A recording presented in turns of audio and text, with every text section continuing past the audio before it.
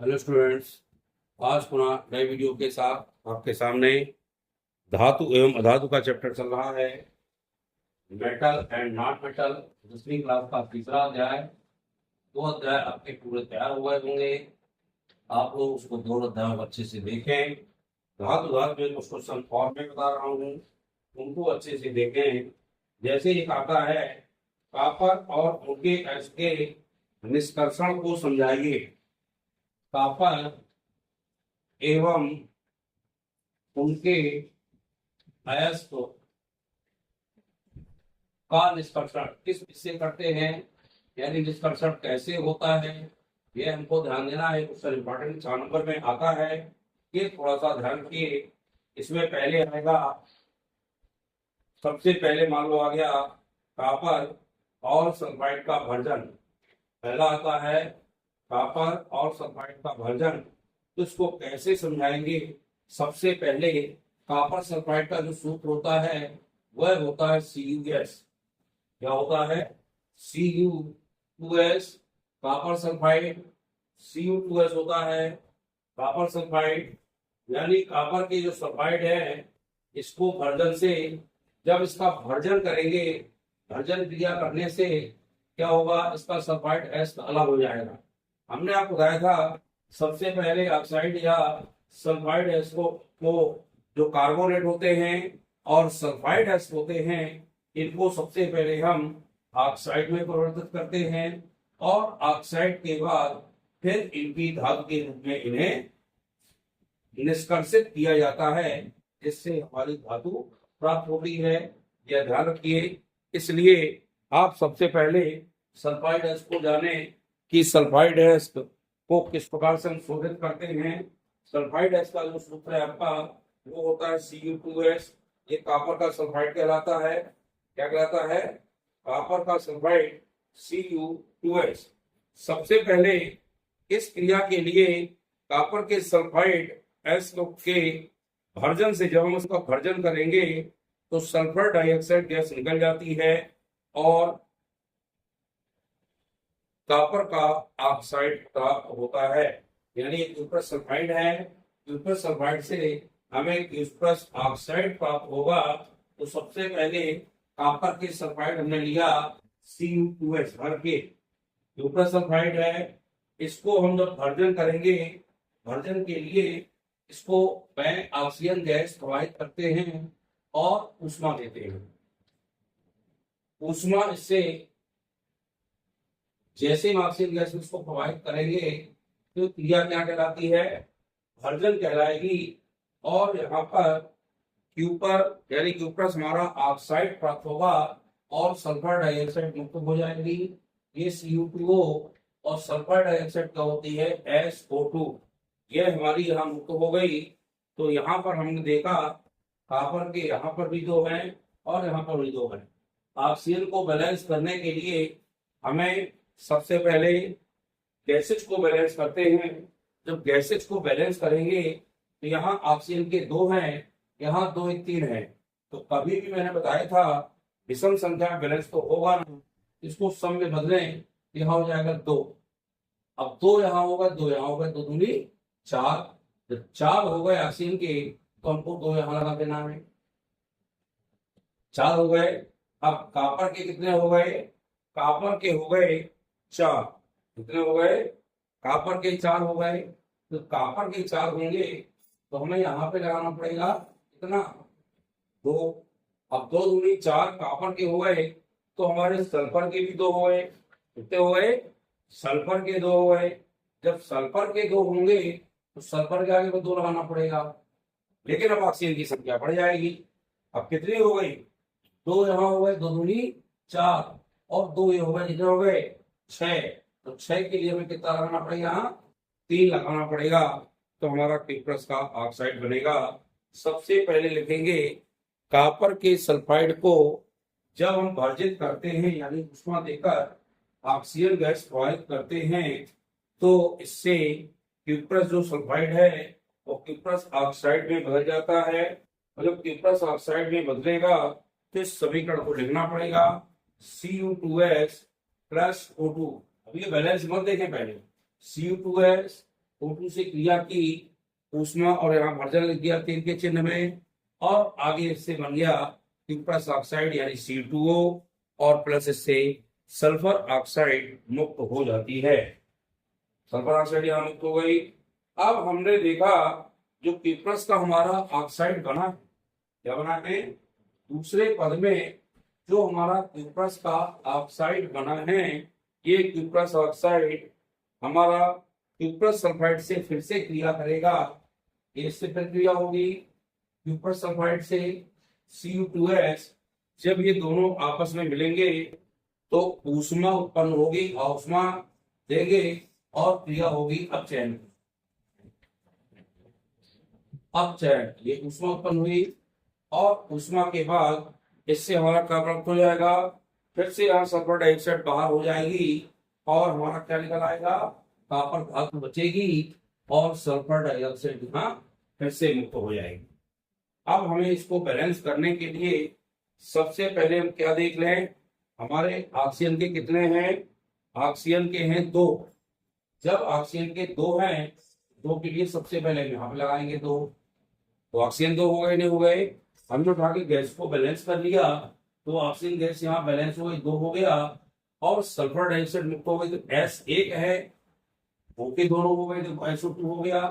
Copper के कितने, copper के 2 यहाँ पर है, 2 दूनी 4 यहाँ पर है, तो 4 2 कितने हो गए, 6। तो कॉपर के आगे हमें 6 यहाँ लगाना पड़ेगा, ये बन गई सल्फर डाइऑक्साइड। अब इसमें लिखेंगे क्यूप्रस ऑक्साइड को क्यूप्रस सल्फाइड के साथ गर्म करके, यानी ऊष्मा देंगे इसको, गर्म करके जो अपचयन किया जाता है तो इससे कॉपर धातु स्थापित हो जाती है, यानी कॉपर उनको प्राप्त हो जाती है और सल्फर डाइऑक्साइड गैस मुक्त होती है। इस प्रकार से सबसे पहले जब सल्फाइड का हम भर्जन करेंगे तो सल्फाइड का भर्जन ऑक्सीजन के साथ करते हैं, और जब ऑक्सीजन के साथ इसको भर्जित करेंगे, गर्म करेंगे, तो इससे क्यूप्रस ऑक्साइड पहले प्राप्त होगा और सल्फर डाइऑक्साइड मुक्त होगा। जब द्वितीय पद इसका आएगा तो द्वितीय पद में फिर हम क्यूप्रस ऑक्साइड को क्यूप्रस सल्फाइड के साथ गर्म करेंगे, और जैसे ही गर्म करके इसका अपचयन होता है तो कॉपर धातु स्थापित हो जाती है, कॉपर अलग हो जाती है और सल्फर डाइऑक्साइड प्राप्त हो जाता है। अब इसका करेंगे विद्युत अपवर्तनीय शोधन। फिर कॉपर धातु यहाँ प्राप्त हो गई, लेकिन इसको शोधन जब करेंगे तभी हम शुद्ध कॉपर प्राप्त होगी। सबसे पहले इसमें करते हैं विद्युत अपवर्तनीय शोधन करते हैं। ध्यान रखिएगा, विद्युत अपवर्तनीय शोधन के लिए हमें सबसे पहले जो कैथोड पर क्रिया होती है और एक क्रिया होती है एनोड पर। सबसे पहले क्रिया कराएंगे हम कैथोड पर और फिर कराएंगे एनोड पर। थोड़ा ध्यान रखिएगा, जब कैथोड में क्रिया होती है तो इलेक्ट्रॉन इससे लिए जाएंगे, यानी Cu, ये 2+ है, यहाँ पर Cu कितने हैं, 2+। जब 2+ यहाँ है तो 2 इलेक्ट्रॉन इससे लिए जाएंगे और यहाँ क्या प्राप्त होगी, Cu हमारी धातु प्राप्त होगी, होगी नहीं होगी।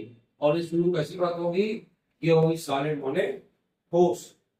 ये तो एक्वाटिक थी क्योंकि इसके साथ सल्फर डाइऑक्साइड जो मिली थी, ये है आपकी एक्वाटिक माने जली, और जब इलेक्ट्रॉन से लिए जाएंगे तो क्या बन जाएगी, कॉपर की धातु बन जाएगी। और एक कॉपर जो हमारा एनोड पर जो देखें तो कॉपर ये हमारा सॉलिड है। जब कॉपर ये सॉलिड होगा तो Cu 2+ के आयन ये बने और ये होंगे आपके एक्वाटिक और ये है सॉलिड, और प्लस क्या होगा इससे 2 इलेक्ट्रॉन। तो कैथोड पर और एनोड पर हमें क्रिया करनी है और इसका शोधन इस प्रकार से करते हैं। शोधन के लिए समीकरण लिखना है और फिगर बनाना पड़ेगा, यानी चित्र इसका बनाना है। तो चित्र मैं बता रहा हूँ, चित्र बनाइए आप। इसको एक जरूर कॉपर का इंस्ट्रक्शन अच्छे से पढ़िए, जो परीक्षा में अक्सर पूछा जाता है, पूछा जाएगा फिर से। तो इसके लिए एक चित्र बना लें आप, चित्र को सीख लें। चित्र के लिए सबसे पहले हमें एक बनाना है आपका पात्र। क्या बनाना है, पात्र, जिसमें कॉपर सल्फेट का विलयन भर लेना है। ये एक पात्र बन गया, मेरे साथ में बना लीजिए आप लोग, ताकि आपको समस्या ना पैदा हो। ये हो गया। इस तरह से इसको चित्र बनाएं आप लोग। बनाइए आप साथ मेरे। ये बना। और एक इसमें लगाना है आपको एनोड, और एक लगाना है कैथोड। यहाँ पे लगा दीजिए आप कैथोड,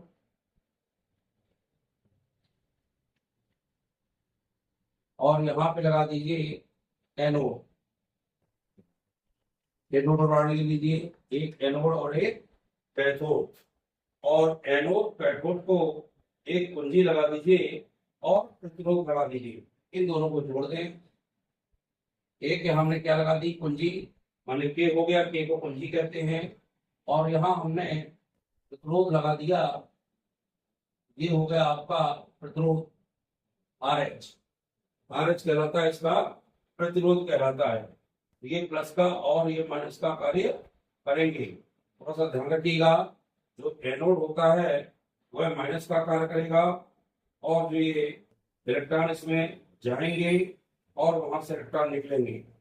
ये प्लस का और ये माइनस का कार्य करेगा, यानी एनोड हमारा ये प्लस का कार्य करेगा। इसको लिख दीजिए, ये है कैथोड, और इसको लिख दीजिए एनोड। क्लियर हो गया इतना सबको।